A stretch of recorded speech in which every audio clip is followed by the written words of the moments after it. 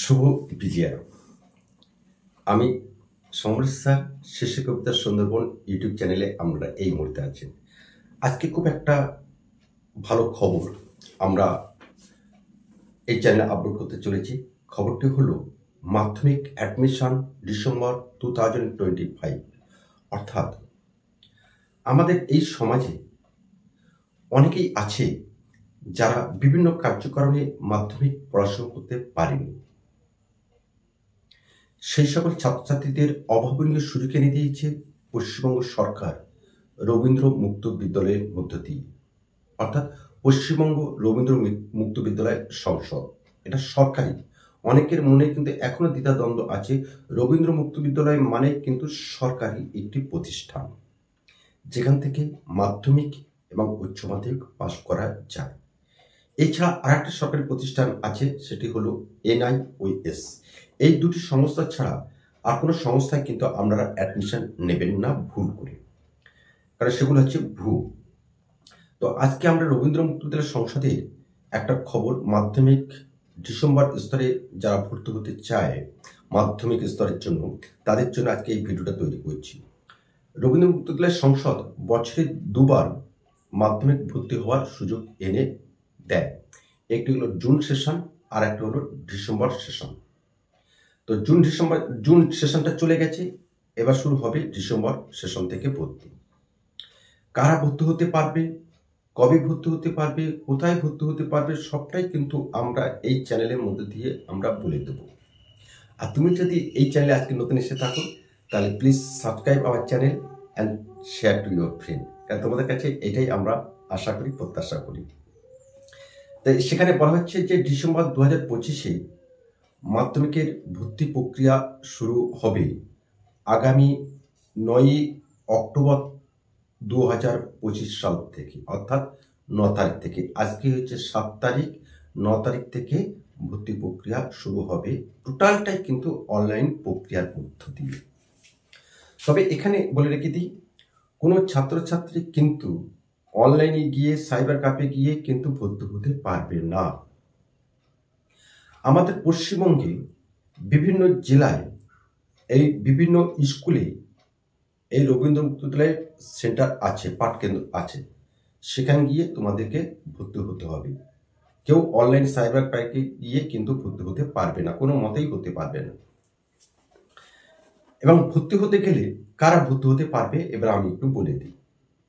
যারা বিভিন্ন কার্যকারণে মাধ্যমিক 8, 9 পর্যন্ত পড়েছে বা মাধ্যমিক ফেল করেছে, তারা কিন্তু এখানে মাধ্যমিক ভর্তি হওয়ার যোগ্য বলে বিবেচিত। এছাড়াও আর একটা পদ্ধতি আছে, সেটা আমরা ভিডিও শেষে বলে দেব। 8 পাস বা 9 পাস না করলেও তারা ভর্তি হতে পারবে। কারা সেটা ভর্তি হতে পারবে সেটা আমরা বলে দেব। বিভিন্ন যে কথা আমরা বলছিলাম, বিভিন্ন কার্যক্রমে যারা পড়াশোনা করতে পারেনি, তারা এখানে এসে নির্দিষ্ট স্টাডি সেন্টারে এসে তারা ভর্তি হতে পারে। এবং এই ভর্তি হতে গেলে প্রথমত দিতে হবে ক্লাস 8 পাস অথবা 9 পাসের লিভিং সার্টিফিকেট অথবা ট্রান্সফার সার্টিফিকেটের অরিজিনাল দিতে হবে। এবং সেই সার্টিফিকেট কখনো লেটার হেডে হবে না। একটা নির্দিষ্ট ফরম্যাট স্কুলে আছে, সেই স্কুলের ফরম্যাটে কিন্তু সেটা সার্টিফিকেটটা নিতে হবে। এছাড়াও যারা 9 পর্যন্ত পড়েছে, কিছুদিন পড়েছে আর পড়াশোনা করতে পারেনি, তাদের রেজিস্ট্রেশন সার্টিফিকেট আছে। সেই রেজিস্ট্রেশন সার্টিফিকেট দিয়েও কিন্তু তারা ভর্তি হতে পারে।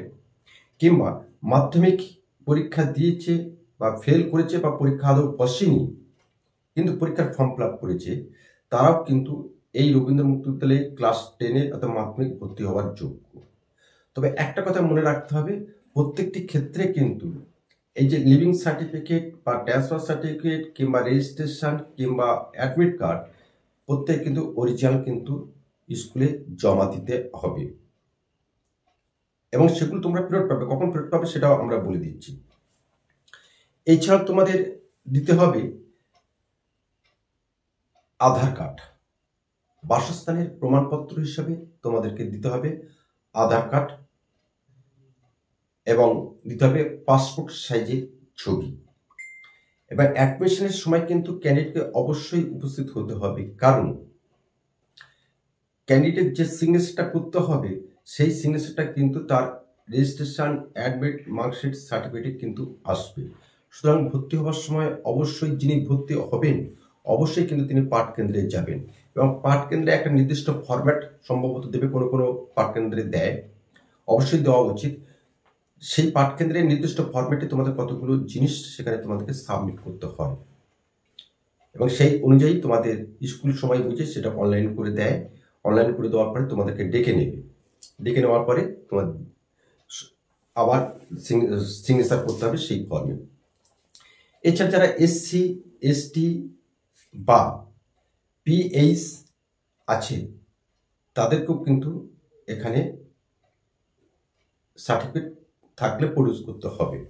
কারণ এখানে একটা সুবিধা আছে যে যারা SC, ST মহিলা আছেন বা PH যে সকল আছেন তাদের অ্যাডমিশন ফিটা কিন্তু এখানে দিতে হয় না মাধ্যমিকের ক্ষেত্রে। সুতরাং SC, ST সার্টিফিকেট যদি মহিলাদের থাকে তাহলে কিন্তু তারা ফ্রিতে ভর্তি হয়ে যাবে, এমন খবর কিন্তু আছে। আর যারা এই অ্যাডমিশন নেবে তারা প্রত্যেকেই কিন্তু অরিজিনাল যে পেপারসগুলো স্কুল চাইবে, পাঠকেন্দ্র চাইবে, স্টাডি সেন্টার চাইবে, সেগুলো দিতে হবে। কারণ টোটালটাই কিন্তু আপলোড করতে হবে, এবং বিদ্যালয় বা সেই স্টাডি সেন্টার সেই অরিজিনাল পেপারসগুলো কিন্তু তোমাদের সাথে সাথে দিয়ে দেবে না, কারণ তোমার ফর্মের সাথে সেগুলো অ্যাটাচ রাখবে। কারণ এখন স্পট ভেরিফিকেশনের একটা ব্যবস্থা আছে। স্পট ভেরিফিকেশনে পর্ষদ তোমার ওই সার্টিফিকেটের সাথে তোমার যে এগুলো স্ক্যান করা হয়েছে সেগুলোকে মিলিয়ে নেওয়ার ব্যবস্থা করবে, করে তোমাকে যে তুমি যে সঠিক ছাত্র সে বিষয়ে কিন্তু তুমি তখনই ছাড়পত্র পাবে। এবং যে ডকুমেন্টসগুলো আমরা কথা বললাম প্রত্যেকটা কিন্তু 2 কপি করে তোমাদেরকে জেরক্স দিতে হবে, এবং সেগুলো কিন্তু সেলফ অ্যাটেস্টেড করতে হবে। এই সেলফ অ্যাটেস্টেড করে দেওয়ার পরে সেই ফর্মের সঙ্গে তোমাকে জুড়ে দেবে, এবং সেই ফর্মটা চলে যাবে আমাদের রবীন্দ্র মুক্ত বিদ্যালয় সংসদের নির্দিষ্ট কক্ষে। যাওয়ার পরে সেখানে স্পট ভেরিফিকেশন হবে। স্পট ভেরিফিকেশনের মধ্য দিয়ে তোমার যে তুমি এখানে এলিজিবল হয়েছো সেটা কিন্তু তৎক্ষণাৎ মানে সেটা বিবেচিত হয়ে যাবে। এবারে অ্যাডমিশন হয়ে গেল। অ্যাডমিশন হয়ে যাওয়ার পর তোমাদের যেটা দেখা যাবে অনলাইন হলো, অনলাইনে হয়ে যাওয়ার পর তোমাদের স্টাডি সেন্টার তোমাদেরকে ডেকে নেবে, ডেকে নিয়ে সেই ফর্মটা তোমাদের কাছে দেবে। দেওয়ার পরে কোথাও ভুল হলো কি না সেটা কিন্তু সেই স্টাডি সেন্টার যে ডেট দেবে সেই ডেটের মধ্যে কিন্তু তোমাদেরকে আসতে হবে। এসে কোথাও ভুল হলো কিনা সেটা যেমন দেখতে হবে, তেমনি ফর্মে নির্দিষ্ট জায়গায় তোমাদেরকে সিগনেচারটা করতে হবে। এক্ষেত্রে যদি তোমরা সিগনেচার না করো বা নির্দিষ্ট সময়ের মধ্যে স্টাডি সেন্টারে না যাও তাহলে কিন্তু তোমার পেপারস কিন্তু স্টাডি সেন্টার পর্ষদে পাঠাবে না। সেক্ষেত্রে কিন্তু তুমি যে অর্থ তুমি দিয়েছিলে অ্যাডমিশনের সময় সেই অর্থটাও কিন্তু বাজেয়াপ্ত হয়ে যেতে পারে। সুতরাং এটা কিন্তু ভীষণ এসেন্সিয়াল। শুধু টাকা এবং কাগজপত্র দিয়ে আসলাম, স্টাডি সেন্টার যা পারে করলো, এই ভুলটা কিন্তু করবে না। স্টাডি সেন্টার তোমাকে যে সময় ডেকে নেবে সেই সময় গিয়ে অবশ্যই কিন্তু সেটাকে তোমরা কাজটা করে আসবে, নাহলে কিন্তু স্টাডি সেন্টার যেমন সমস্যা পড়বে তার চেয়ে অধিক সমস্যায় পড়বে তোমরা। আমরা আলোচনার শুরুতে একটা কথা বলছিলাম যে যারা 8 পাস করেনি, 9 পাস করেনি বা মাধ্যমিকে ফেল করেনি বা আদৌ পড়েনি, এই সকল ছাত্রছাত্রীকে এখানে ভর্তি হতে পারে। পর্ষদের গাইডলাইন আছে, অবশ্যই ভর্তি হতে পারে। সেখানে বলা হয়েছে যে ক্যান্ডিডেট যিনি এখানে ভর্তি হবেন তাকে একটা সেলফ ডিক্লারেশন দিতে হবে, এবং সেই সেলফ ডিক্লারেশনে তাকে এই মর্মে দিতে হবে তার বয়স অবশ্যই 14 হয়েছে এবং বাড়িতে পড়াশোনা করে সে মাধ্যমিক স্তরে উন্নীত হওয়ার জন্য সে যোগ্য। এই মর্মে সে একটা সেলফ ডিক্লারেশন পত্র স্কুলকে সেই স্টাডি সেন্টারকে দেবে, দেওয়ার পর সে কিন্তু ভর্তি হতে পারে। এবং তোমার এক্ষেত্রে যে রাজ্যে তোমার আধার কার্ড তো অবশ্যই দিতে হবে, এবং বয়সের প্রমাণপত্র হিসেবে তোমাকে বার্থ সার্টিফিকেট কিন্তু সরকারি দেওয়া বার্থ সার্টিফিকেট কিন্তু সেখানে তোমাকে প্রডিউস করতে হবে। করার পরে সেটা স্পট ভেরিফিকেশন হবে। স্পট ভেরিফিকেশনের পরে যদি ওটা পজিটিভ হয় তাহলে তোমার ভর্তিটা নিশ্চিত করানো হয়ে যাবে।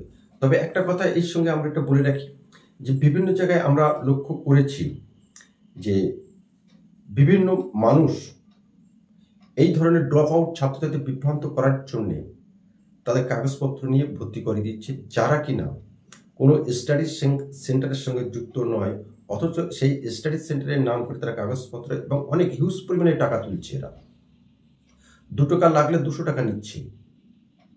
এই ধরনের মানুষ থেকে আপনারা দূরে থাকুন এবং সরাসরি আপনারা স্টাডি সেন্টারে যান, গিয়ে আপনারা কথা বলুন। আমরা ফোন নাম্বার, হোয়াটসঅ্যাপ নাম্বার দিয়ে দিচ্ছি।